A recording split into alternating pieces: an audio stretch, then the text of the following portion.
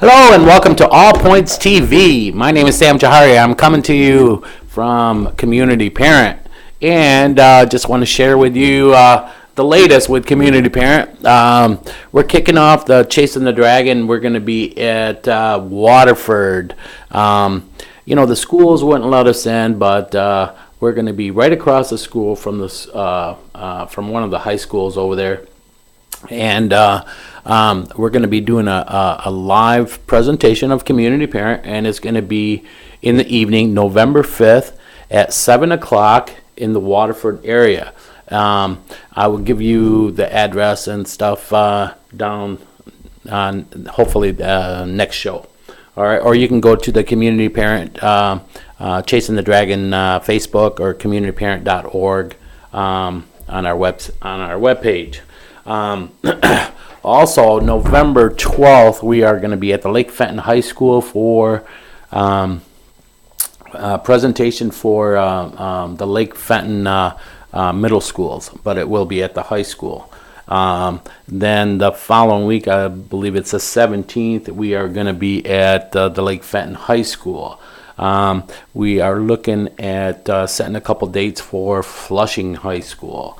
We are talking to Davison. We're looking at doing hopefully an evening presentation over there. Everything's rolling. There's a lot of dates that are going to be coming. A lot of schools that we've been talking to, and hopefully we are going to be going into the Oakland, Macomb area also. Just to keep you up to date on what Community Parent is doing, but. Also in the news, just want to let you know that our governor just signed a bill for the heroin antidote bill. It's a package where the police officers and also like the firemen and the ambulances, they will be carrying an antidote for somebody that's had a heroin overdose. This will help them out with that. So hopefully we won't lose as many people. So that's a great one for us. Also, my buddy Charlie Buckley, he sent me a post, and this post, it's from I believe it's USA News, and it talks about the pain pills. We've seen deaths drop for the first time since 1999, but they also go and say the heroin overdoses have skyrocketed also. So it's like we put a damper on the one. Because you've heard me talk forever, 80% of most heroin users, they start with the prescription drugs. So it's great that we've seen the pain pill deaths drop, but the bad thing is the heroin overdoses have skyrocketed. So that's where we're at with that. You've heard me talk, the pharmaceutical companies, they just, they don't really, they're not out to treat or heal anybody.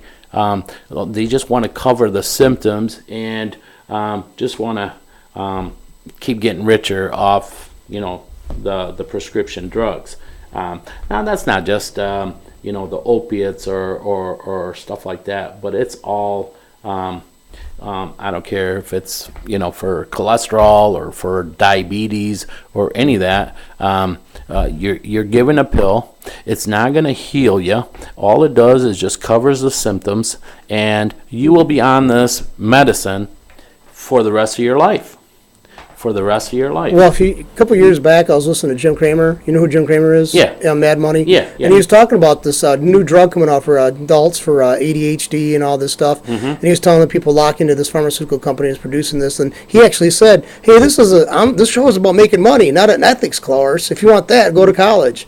You know, it's like, and he was like just being upfront about it. You know, it's like, yeah, we're you know, they're doing this marketing for these adults, and we're gonna reap the benefits of if you invest in it. But I mean, that was pretty chilling, you know, actually to hear him say that. He just admitted it. Exactly. Well, that's, you know, as you remember, we showed about just the sugar, you know, and they were talking about the sugar that 1 out of 3 people is going to end up with diabetes. And, you know, it's not just the sugar companies but that's going to get paid, but it's, you know, the drug companies, because they've got vested interest in that also. Well, like the Mexicans that are coming in now, their diet is so, they have propensity towards it because of genetic predisposition towards diabetes. Plus their diet, heavy into corn, you know, depending on corn, is going to make that, you know, aggravate it worse, and to make it worse. The average Mexican is going to be probably costing the American healthcare system so much per year, because let's face it, I think its average is $5,000 a year for the average persons for their diabetes, you know, supplies for, you know, your insulin, your needles, your testing strips, and all that. Your more visits to your doctor. On the average, it's like over $5,000 a year more than the average person. Sure. Without diabetes, that is. So. You know, and that's crazy. We just talked about this on the last show, that you can go to Canada and pay 50 to 80% cheaper for your medication than you do right here. And that's just crazy. And it's made here. It's made here. And it's made right here, yes. The thing is that, I mean, I'm not trying to be an advocate for the pharmaceutical companies, but I'd say there is a necessary need sometimes a strong need for pharmaceutical products. It's the government's involvement has caused that skyrocket and everything's passed on to the consumer. These people out there who think we'll just make it harder for corporations to exist.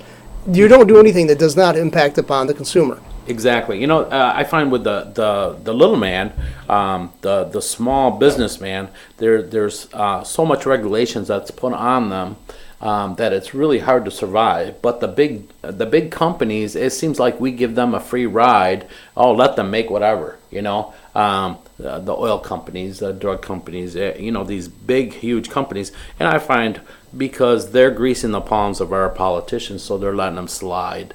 That's what it is. They are actually, the pharmaceutical companies are buying politicians.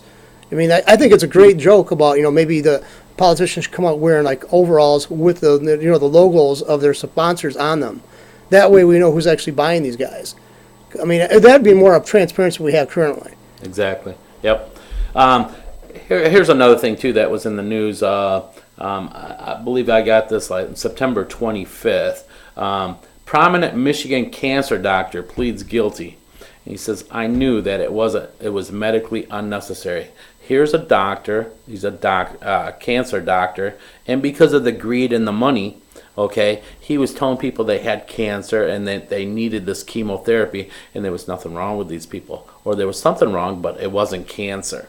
But it was because of the money, and that's what it was driven about. Here's somebody that, you know, you go to these healthcare professionals, and that's what you think, they're professionals, and you know, this is their expertise, that's why you're going to them. But ladies and gentlemen, what I want to open your eyes about is don't put all your faith in these people. You know, I don't care if it's a doctor, if it's your priest, if it's your teacher, or whatever these people are, the police, whatever. You know, we have to hold them accountable, and don't just believe and take for granted whatever they tell you. Get a second, get a third opinion. You know, ask questions. Don't put all your faith in them, okay? Because there's a certain percentage that don't give a shit about you, period, okay? And they are just driven by evil and money, and that's the best way to describe that. You know, I'm a little harsh, and to be honest with you, I lost my first child to addiction, and through it all, you know, I was sleeping. I just took for granted and took these professionals because I thought they knew what they were talking about. And come to find out, I lost my child. She slid through the cracks of our system, and they have no clue. See, these people that should know better, they look at these addicts like they are the shit of the stick. They just do like don't belong. Okay, but what's happening is these addicts, they are great people. They have a life. They have good families. Okay, they come from good homes. They were athletes. They were actors. They were professionals, doctors, or they were policemen, or they were anybody. They could have been anybody in your family, anybody, any professional field. Okay, they come from all over. See, addiction, it does not discriminate, and that means it doesn't matter how much money you have, or how beautiful you are, or where you come from. Okay, it does not discriminate, and it will take you down no matter. Because see, as an addict, you are willing to do everything and anything to get your drugs, and it's not choice. What happens is they call it a brain disease. A brain disease that we addicts are afraid to talk about because of the stigma that comes behind it. No one is afraid to come out and say, hey, I have diabetes, or I have cancer, or whatever ails you. But if you're an addict, you are afraid to talk about it because there's a stigma behind it. Right away, people look at you differently. Okay, as a father and that lost a child, I used to look at my daughter. Why she just doesn't stop? I took her to we ended up taking her to a few different rehabs, and it didn't work. It didn't work with her, and she ended up overdosing. On Valentine's Day 2011, and right in my home. And I don't wish that sight or this feelings that I go through on my worst enemy, because it's an emptiness that is so hard to fill. It's an emptiness that just doesn't go away. And grieving is like a roller coaster. It's up and down. You don't know when it's going to hit you. And when it hits you, it's like a ton of bricks. And, going through the grieving process, I went through depression. And I go through depression, all the time. It hits you, and it's just your whole body aches. It's hard to get out of bed. You don't want to shave. You don't want to take a shower. You know what you need to do, but it's just, it's hard to get your body going. It's hard, to get out of that depression or that empty feeling. After I lost my child, I through my wife, she told me go get help, and I did. I went and I had this great therapist that I would talk to, and she'd sit there and cry with me, and just bring out my feelings and stuff. But through it, I think a month or a month and a half to into the therapy, she thought I should get some kind of sleeping pills or something. I should talk to the psychiatrist or the doctor that writes the prescriptions.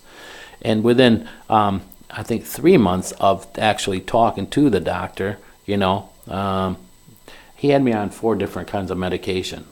One to go to sleep, one to wake up, one to be happy, more like just being loopy all the time. After the 4th month, I came back to the doctor, and at that point, the doctor, he's asking me, how's this working out for you, and how's this working, are you sleeping any better? And I'm like, Doc, I'm still waking up at night. I'm feeling now loopy all day. I don't have no energy, and all this, He said, well, maybe we need to change this, and we need to do this. And I looked this doctor in the eye, and I says, you know what, Doc? I lost my child. And I don't think there's anything that you're going to give me that's going to change how I feel. maybe I'm just supposed to feel this pain and go through it, you know. I'm a strong believer in God, and maybe I just need to put it in His hands. And the doctor, it was quite funny because the doctor, he says, "Well, why did you come to see me then?" And at that point, I had all that medication and stuff. I put him on his desk, and I says, "I don't know why I came, doc, but I know I'm not coming back." Do I still struggle with depression? Yes, I do. Yes, I do. But only ourself can actually, it's like learning to walk again, can get through that hump. Am I cured? No. Do I still feel depressed? I do at times, and at times it kicks my ass. Around her birthday, it's just a hard day. Around Valentine's Day, these certain things, that trigger my depression. It's probably the same thing like these addicts. There's certain things or certain feelings that triggers, their need for their drugs or their medication, and you just have to kind of go through it. I believe our brain is stronger than anything. Am I a doctor? No. I'm just a father that lost a child, that really opened his eyes for the first time and just see things in a different light. See things for what they are. They say 10%. 10% have these addiction genes. And 80% of those people, we inherited it from our parents or from our family members. 80%. And 10% of these people become addicts because we have this brain disease. Now, let me tell you, I'm 54 years old, and am I a saint? Hell no. Did I do, drink and smoke weed and take drugs? And I did. I did all of that in my time. It's like we want to experiment and stuff. And it's very easy to fall off that ledge and get caught up in that world. It's a crazy, fucked up world. It really is. The world of drugs. But see, I like my money too much. I like my family too much. I see when you're doing drugs, it's like a world of depression too, because you don't want nobody to know what you're doing and stuff like that, But I seen how it's so easy to get wrapped up in that world. I didn't get caught up in it. I didn't let myself get caught up in it.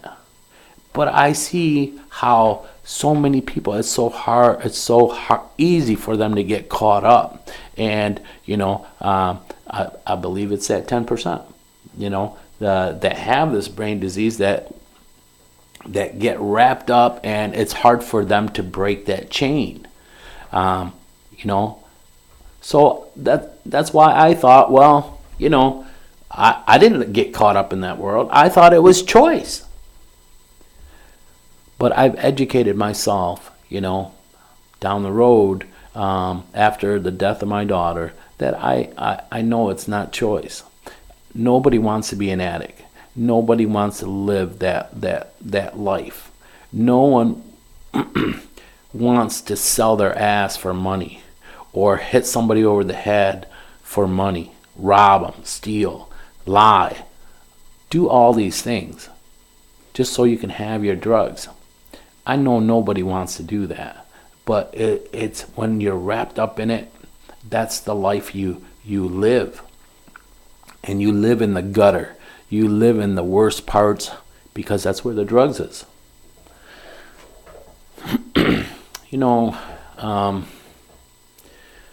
Just because it didn't happen to me, I thought, well, it was a choice that my daughter was making.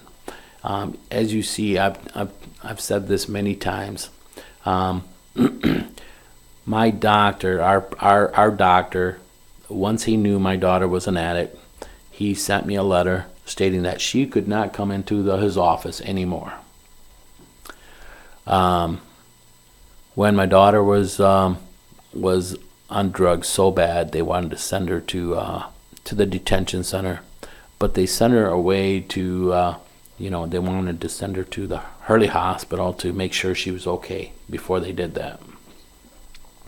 Well, here she's in the emergency room, and I got this doctor. She's screaming at her, "You did this to yourself. I got all these sick people." How come she doesn't know that she's sick also? And that it's a sickness and she has this brain disease. As a professional, why she doesn't know that? Why didn't my own family doctor, he didn't want to see her anymore? She's sick. It's a sickness. We come out, as this health professionals. They say, well, it's a brain disease and it's a sickness, but where's the treatments? How do we treat these people? How do we treat these addicts? How we treat them is we send them to jails. Out of sight, out of mind, you see? We don't have to put up with them, so we just put them in jail. Sooner or later, they get out and right back to where they started from. And you think that our prisons, there's no drugs? See, the corruption behind the drugs, there's so much money that there's more drugs inside than there is outside. Well, who's bringing that in? That's just a thought. Ladies and gentlemen, 80% of people that we have in prison are mental health and drug related. 80%. And the whole thing is, once you get caught up in the system, in and out of prison, it's really hard to live outside those four walls. And that's what ends up happening. And you see, we've had this war on drugs since the 70s. President Nixon. And the whole thing is, we're building more and more prisons, but the war on drugs is not going away. And if we built more treatment centers, it would cost less to house these people and get them treatment so they get better than it does to put them and lock them away. Just a thought for you to think about. You see, everybody's quiet and they don't know any better, just like I didn't. They think that, well, this is his choice or her choice to be an addict, whether it's alcohol or drugs. And a lot of times what happens is, it's the parents of these children that will pick up the crusade and want to make a difference, want to educate our public. It's really hard to lose someone you love and to lose the emptiness after they're gone. But you see, who do we have in these treatment centers? Most of the time, they're addicts themselves. They're addicts that went back and got educated. And really, that's the only field that they can even get into. Because you see their records. They're addicts, and they're looked upon. Because you see, as an addict, you never heal. This is a chronic illness that doesn't go away. It's something you live with day in, day out. One day at a time. That's the 12 steps, I believe. One day at a time is what they say. You live one day at a time. And you fight that addiction every day. And it's people that have lost loved ones that want to pick up this crusade and fight and educate and make some changes within our system so somebody else don't have to lose their child. I can't bring my daughter back. But we're hoping that through the education and through our voices that there's a change in your family. There's a change for your loved one that you don't have to lose. We've done Chasing the Dragon in 30 schools. I believe it's 20 high schools and 10 middle schools. over 45,000 kids have seen our message. And it's wonderful when you get these, these pledges from students. I will never, ever do drugs. I will never go down this route. And we get these students that tell us, they have a loved one that's in prison, or they have a loved one that's an addict. They're out on the street. And I don't see my mom because, she's an alcoholic or she's a drug addict. So this is happening in every community. This touches everyone. We're only talking about 10%, but it affects everybody. Everybody. You see a lot of times the people that have money, they hide it. They hide it well. You don't think it's happening, but it's happening in their homes. I don't care if you're a politician or a janitor. It's happening in your homes. It's happening in your family. And every 19 minutes, ladies and gentlemen, every 19 minutes, somebody dies from an overdose. 320 people a day die of overdoses. That is just crazy. 320 people every day. This is more than a lot of the sicknesses or the diseases that we have out there. But people got their heads in the sand and saying it's not happening. Well, hell, it's happening. It's happening right here. It's happening next door. It's happening on the next block. It's happening in the next town. It's happening in every city, every state. It's happening. One person alone can just do so much, but together we can do so much more. A lot. I don't know if that's the right way to say it or whatever, but the point is, we can stay quiet. But see, the more voices, the louder we are, the more we can get done. The more things can really change. You have to say enough is enough. Don't wait till that's at your doorstep. Don't wait till that's your child. Get involved.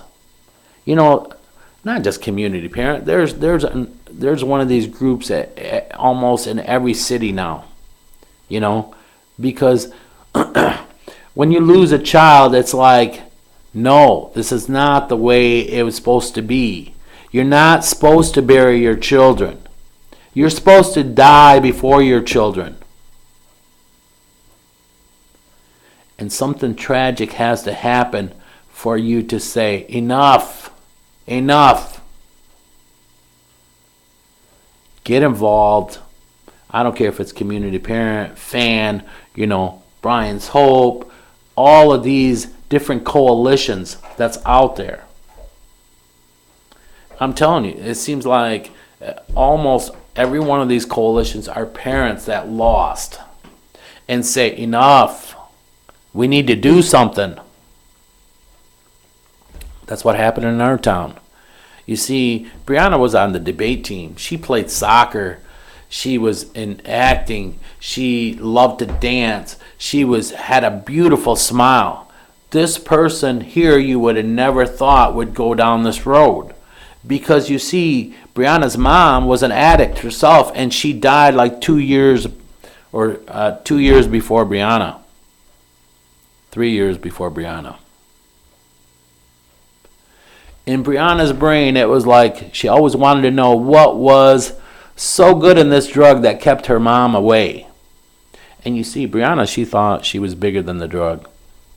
She thought, well, I'll do it one time, and I can show my mom, even though her mom's dead. But that's how kids, they think. They don't think. That's what it is. They just think they're invincible, that it's not going to happen to them. They're not, they're above it. Nobody's above the drugs. It will take you down. I don't care how big or how small. It will take you down. How much money you have or what kind of profession you have. It will take you down. Rock bottom. Rock bottom. It makes you do so many things that when you look in the mirror, you don't know who that person is that's looking back at you. You wish you were dead.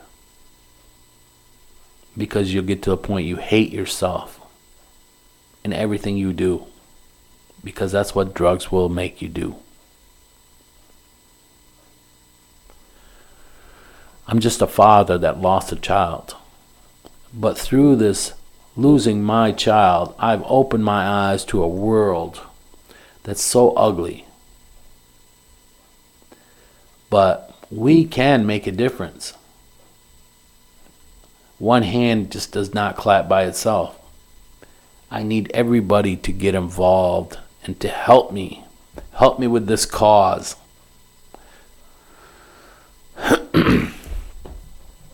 Anyway, let's see. What else do I have for you today? John, you there over there? All right. I'm here. I was like listening to what you're saying, and I just see. I was talking to Timothy Galbraith. He was coming here to do a show called The Good Show for a while, and he had gone through heroin addiction. And I heard what you said about your daughter, and I've heard what people say about addicts. But I have a friend who went through serious addiction twice. He went through alcohol and drug addiction, and different times, so it wasn't simultaneously. And he says he agrees it's progressive in a disease-like manner, that it does get worse if it's unchecked. If it's but the etiology of it, it's not something just sitting there. It's like not manifest itself like a cancer cell. There is volitional activity, and that's where I like to know. I'd like to ask these people. I've asked people who are crack addicts and stuff. I said, have you ever heard of a wonderful crack story? Like, my life was total misery until I got into crack. Or my life was total crap until insert drug of your choice. Nobody's ever heard a story begin like that. So just that at some point you're saying, well, how much more warnings can these people have out there and just totally not heed any of them? There's almost like an arrogance that, no, I'm not going to be like that. Well, I think that's hubris. That's inviting hubris. It's disaster in the wings. And I just did. I can't see how people can justify using illegal drugs. I can understand weed. Let's face it, everybody knows a weed smoker. Maybe the worst thing they ever did is raided the snack counter or something like that. That's about it. But and I'm serious. There's probably some kind of real negative side effect on that. But other than that, I don't see a weight gain. But I just don't see. I like to sit down with a bunch of. I found myself being unsympathetic to people who are using. It takes something to take so much effort to get, like heroin. You got to go to a seedy side of town usually, or you got to go to the people who are very, even if you're living amongst them, they're in your own area, whatever it be, suburban, rural, whatever. You're dealing with a group of people. You definitely wouldn't want to babysit your kids, and I just don't know. I would never wanted something that so bad, willing to take all that risk. Well, exactly. Okay, that's we've talked about. A lot of times you have a hard day and you say, I'm going to go home and have a drink. And that's accepted. It's legal. So, okay, so for these people that have this sickness or this brain disease or this 10% that they find themselves in, that first drink might have triggered something that they didn't know what was happening. You see? Well, Oprah, she had a show about, addiction and heroin. And she brought the student, she was in college. She was going to a Division I school. She lettered in 3 different sports and was just an awesome athlete and a great student. A beautiful, beautiful girl. She got hurt in her playing her sports, and she was given Vicodins. And from that, the Vicodins led to the heroin, and now she's selling her ass on the street for her drugs. It's nobody chooses that road, but what happened is the Vicodin or those opiates that started something, in the genes that she has. I can have a little bit of sympathy of a person who had a affliction, like, an injury like you're talking about in that instance. But just to randomly experiment with drugs like coke or heroin, like I said, it goes back to this thing. I've never heard a success story start out. My life was miserable until I started using heroin. I never heard a success story or a wonderful story or a good story that I would want to live through start out like that. I mean, it's like basically, you know what? We're going to take you up in a perfectly good airplane and have you drop out of it, but you have the option. You can use a parachute or not. You'd be a damn idiot if you chose not to use the parachute. Well, right? That's it. But see, a lot of kids, they think that their brain isn't there yet. It's not all developed and stuff. I don't care how smart that kids that you think they are or they think they are, they're not there yet. And they just think they're above this, that it's not going to happen to them. That's what it is. Nobody starts, when I experimented, I didn't really know the what it can lead to. I remember at one time, I had a good friend of mine that he was a crackhead, but we didn't really see it that way. Why? Because he'd go to work, he functioned, he did this, whatever. It was more like a party scene. And I remember this one time he brought this shit over and we smoked it. And I remember being on the floor looking for this shit. Then the next day I told this guy, I said, listen, don't you ever bring this shit around me anymore. You and this shit can go. But it was like I woke up the next day and saying, what the hell was I doing? But not everybody in that same, that's why I thought it was choice. It's choice to the 90%, but it's not choice to that 10%. See, I think maybe what alerted me to the fact that substances could cause problems is I was coming home from the drugstore when I was a kid. They had sold candy and stuff. The old Connor's drugstore up on the corner here. I was going home, and there's a guy walking behind me, and he was like wheeling in and out. We had two bars right around the corner there on Franklin, so I was used to seeing drunks. Well, this guy tipped over and fell against the side of the hill just about 5 houses down from my house, 5 or 6. I didn't think nothing of it. I was used to seeing drunks, but I was a little kid. I'm not going to go try to help this guy out because, don't talk to strangers. I followed that rule. So anyway, when we got home and I looked down the street about 15, 20 minutes later, I saw people gathering around looking at this guy. And then I saw the neighbor across the street from me. She ran over there, and then she checked things out, and then she ran back to the house. I obviously made a phone call because a few minutes later, the ambulance showed up. Mm-hmm. And this guy had died of alcohol poisoning. He had died pretty much, they said, when he hit the ground. So I was there when I was like 5, 6 years old, 7 maybe. So it kind of blurred together because, but I remember that pretty distinctly. And my parents told me, I said, well, I'd never heard a person drink. I heard jokes. My dad's parents owned a bar. So I knew people could get addicted to alcohol. I knew that. My grandfather had been an addict, alcoholic.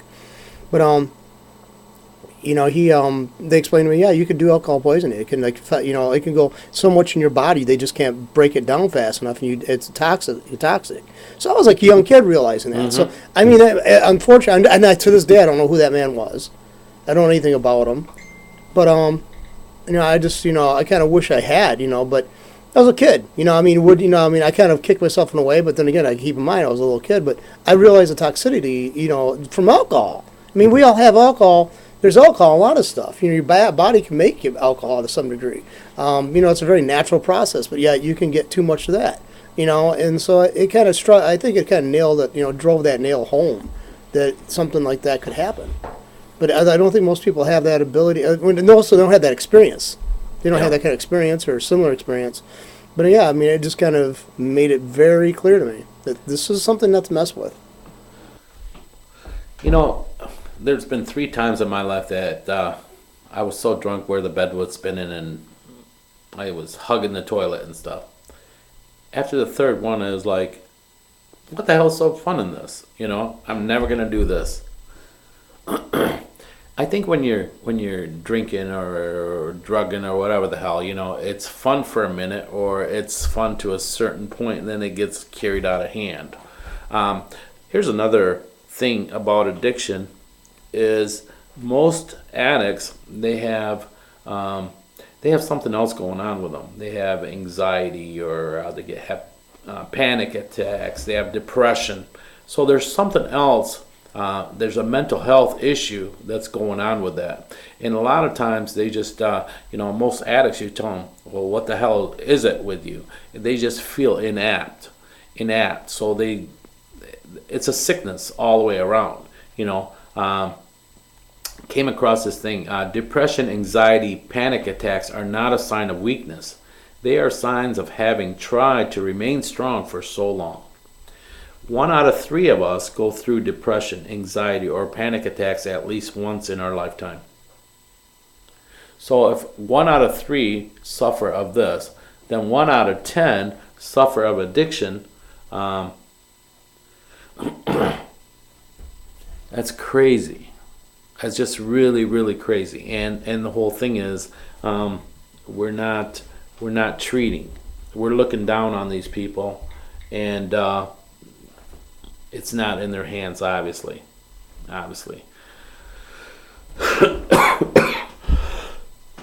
Excuse me. So, for those like me that went through the scenes of growing up and experimenting and trying different things, and it didn't really, I didn't go through that route. Put it this way: I grew up in a family of 8, and 8 of us, we did pretty much the same thing. We tried, we experimented, and we drank, we smoked weed, or we tried the cocaine or whatever, the party life. But it didn't really affect all of us, but 2 of us, it did. 2 of us, I had one sister that struggled with addiction for over 35 years, maybe even more. But, like I said, 1 out of 10, okay, this is how it affects them. And does that make them bad people? No. I want to say, hate the addiction, but don't hate the addict. Hate that sickness, but don't hate that person, because that person is still your loved one. And a lot of them are very, very good people. They just struggle with this disease that they're just trying to medicate themselves to feel apt or to feel complete. And that's what the drugs do. They feel complete when they're on it. So, the best way is for us to educate ourselves so we can help those that are struggling with it. And, with the internet and with CNN and all these news stations, they're always offering something. There was another father, I believe he's from California. He wrote a book. It was called My Beautiful Boy. And he told about, his son and what a great child he was, and what, how good he was. Then, his struggles with the addiction and losing his child. And in the same thing, as a parent, you just, a lot of times that's what we do. We think that it's in their hands and they should be just able to quit. They just have to determine that's what they want to do. But that's not always the case. Again, nobody chooses to be an addict. When you ask a kid, what do you want to be when you grow up? They never say, I want to be a drug addict or an alcoholic or an IV user. The little things like cigarettes, they put so much shit in it that it makes you become addicted to it. I know not my grandfather, but my grandfather's brother. He lived till 95, and he was a smoker. And I remember he used to roll his own cigarettes, you know, but it was just tobacco. And he didn't have no problems, you know, but they put so much additives and all that crap. That's why, you know, because they want to sell more cigarettes, you know, that they don't really give a shit about you. You know, let's just a few weeks back, I had put down, or we had gotten this thing about Katie Couric was stating, you know, sugar. They're putting so much in sugar, or sugar is in everything in our grocery stores. 90% of everything in our grocery store, that sugar is just like cocaine, and 1 out of 3 people is going to end up with diabetes. And you know, the one guy that was talking, he says, well, you know, these companies, they don't care about you. All they care about is to make money. Well, if they don't care about you, our government don't care about you, our politicians don't care about you, it's time you start caring for yourself and finding what works, because these people don't give a shit about you. All they care about is your money. And when you're giving up your hard-earned money, think twice and 3 times and 4 times who you're going to give it to.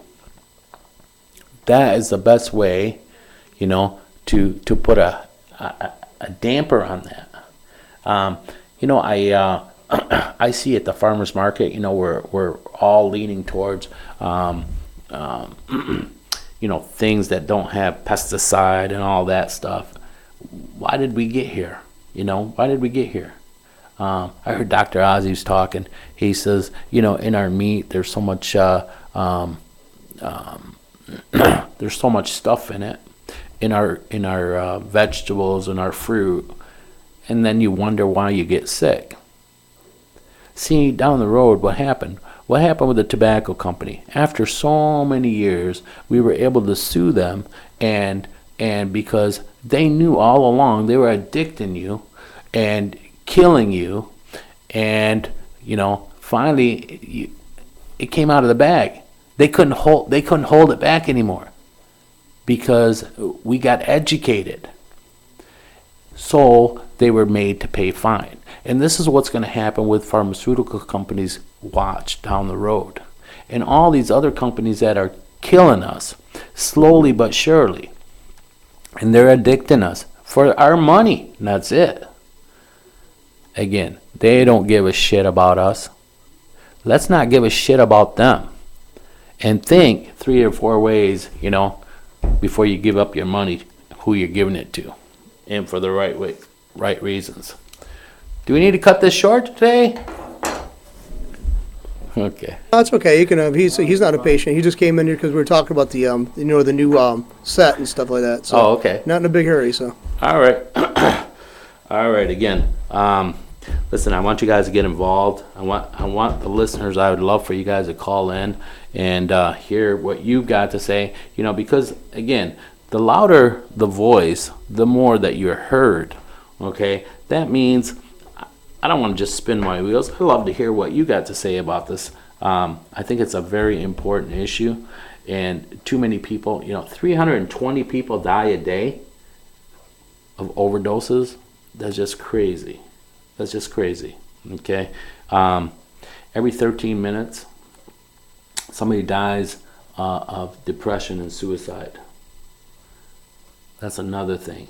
Okay. Again, mental health, okay, is related, and it goes with addiction.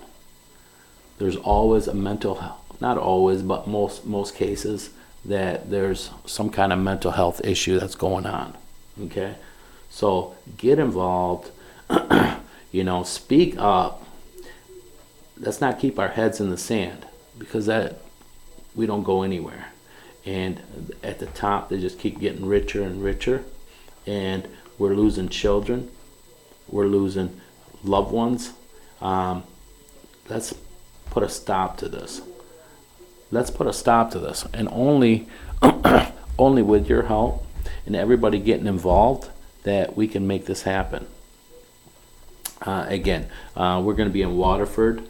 That's Community Parent. We're going to be doing the Chasing the Dragon presentation on November 5th, and it's going to be at 7 o'clock, and it's on Crescent Lake Road, and I will get you the address at another time.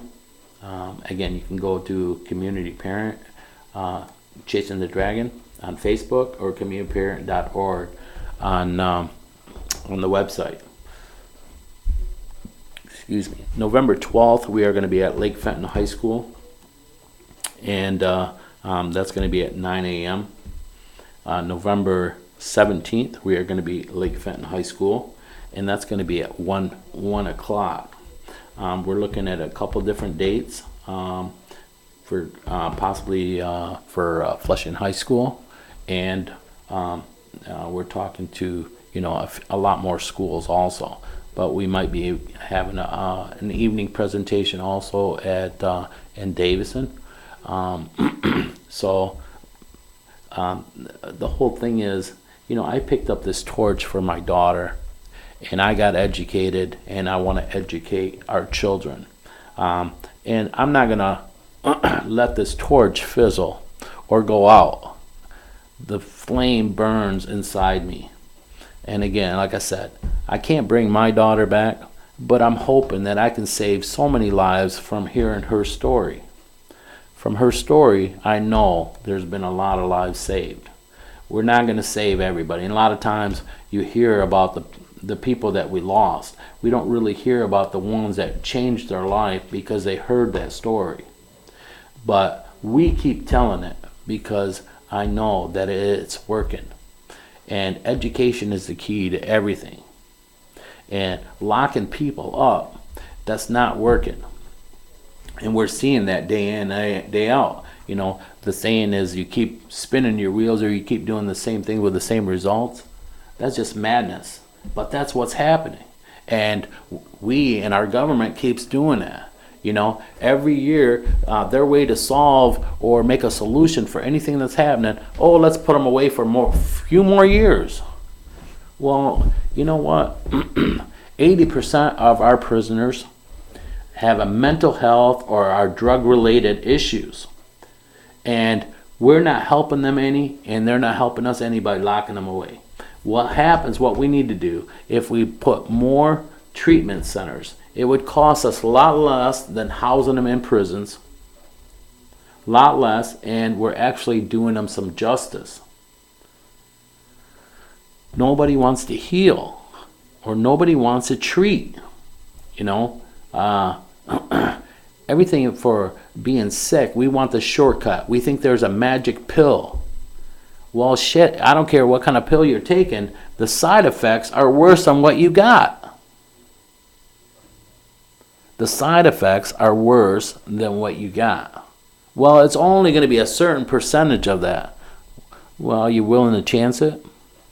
I came across a shirt, actually on Facebook. It was a picture of a shirt, and this guy from cholesterol. He started with this pill. Then from that, he got anxiety, and from that, that pill from the anxiety, he ended up with diabetes, and from the pill from that, he ended up with high blood pressure. So he was on 7 different medications from one thing. He started with cholesterol. That's what's happening. When I was in a car accident, I was given Motrin, besides the other things. But from the Motrin, I ended up with ulcers. And shit, that was worse than what I was feeling before. Because I'd have heartburn so bad that it just, I couldn't sleep. I couldn't eat anything. So that's just very minute things. But the whole thing is, I don't talk just to hear myself talk. I talk so I can open your eyes to what's happening around you. Open your eyes. Don't keep your heads in the sand, because it's not going to go away. It just keeps getting worse and worse. Here, USA Today.